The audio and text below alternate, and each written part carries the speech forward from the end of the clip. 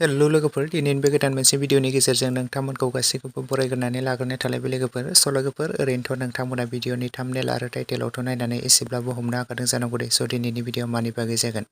स' लोगोफोर, दायो आं नोंथांमोननि सेराव मोनसे गोदानै आबुं बर' सावथुननि सायाव आपडेट लानानै फैदों। लोगोफोर, नोंथांमोना भिडिअनि टाइटेल आरो थाम्बनेलाव नायनानै बयबो मिथिखादों बे बर' सावथुननि मुङा मा।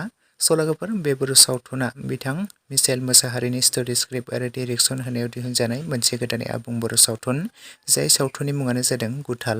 लोगोफोर, बे गुथाल आबुं बर' सावथुनावनो जों गाहायै फाव खालामनायखौ नुनो मोन्दों बिग्राय, मनालिसा, रिंकुमनि, जेजास केरकेटारि, राजाश्री आरो लोगोसे गोबांथार फाव खालामगिरिफ्रा बे गुथाल आबुं बर' सावथुनाव फावखौ खालामबावदों लोगोफोर। स' लोगोफोर, नोंथांमोनाथ' बे गुथाल आबुं बर' सावथुनखौ गोबाङानो नायबाय थाखादों पार्ट बाय पार्ट। स' लोगोफोर, बे गुथाल आबुं बर' सावथुनखौथ' नोंथांमोना गोबाङानो पार्ट 1निफ्राय लानानै पार्ट 4सिम गोबाङानो रेंसार ब्रह्म चेनेलनि गेजेरजों नायखादों आरो नुखादों। नोंथांमोना गोबाङानो आरो बे गुथाल आबुं बर' सावथुनखौ नायनानै गोबाङानो अनसायदों। गोबां रायजो राजाफोरनि बे बर' सावथुनाव अनसायनाय मोन्दों लोगोफोर। स' लोगोफोर, आरो बे गुथाल आबुं बर' सावथुननि नोंथांमोना पार्ट 5खौ जोबोरैनो नायनो होननानै एक्साइटेड जाबाय थादोंमोन। गोबाङानो कमेन्ट्स खालामबाय थादोंमोन माब्ला रिलिज खालामगोन आरो माब्ला नुगोन होननानै।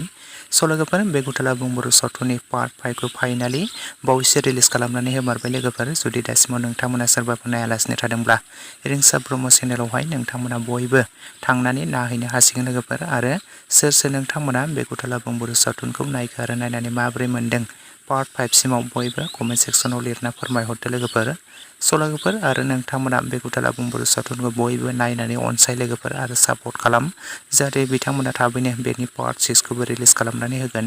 स' लोगोफोर, आरो नोंथांमोना बेनि पार्ट 6खौ दानिफ्रायनो नायनो थाखाय एक्साइटेड जाबायब्ला कमेन्ट सेक्सनाव लिरना फोरमायहरदो लोगोफोर। बेनि पार्ट 5आबो थाबैनो रिलिज जागोन। नोंथांमोना बयबो नायनो थाखाय एसे नेनानै थाथ'दो। बेनि पार्ट 6आबो थाबैनो 1 उइकफोरनि गेजेरावनो रिलिज जागोन लोगोफोर। नोंथांमोना बयबो नायनो थाखाय गोसो गुदुंब्ला नेनानै थाथ'दो लोगोफोर। आरो सोर नायनानै बे गुथाल आबुं बर' सावथुनखौ पार्ट 5सिमाव मोजां मोनखो कमेन्ट सेक्सनाव बयबो लिरना फोरमायहरदो लोगोफोर।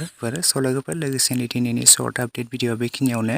भिडिअखौ नायनानै जुदि नोंथांमोना मोजां मोनदोंब्ला लाइक, शेयार एन्ड कमेन्ट्स खालामदो।